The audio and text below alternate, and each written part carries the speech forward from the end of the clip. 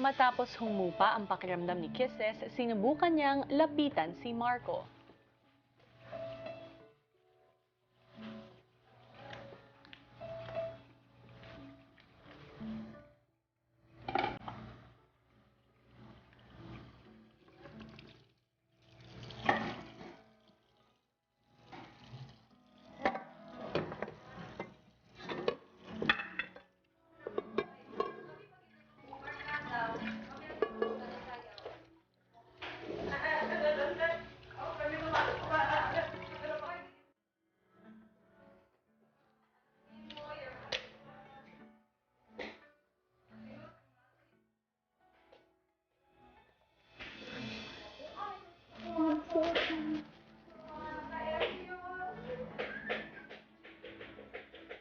Kala ko balik ka po.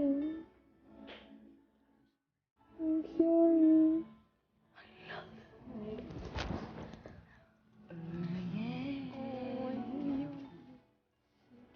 Smile naman dyan. Huwag ka like this. I will be fine.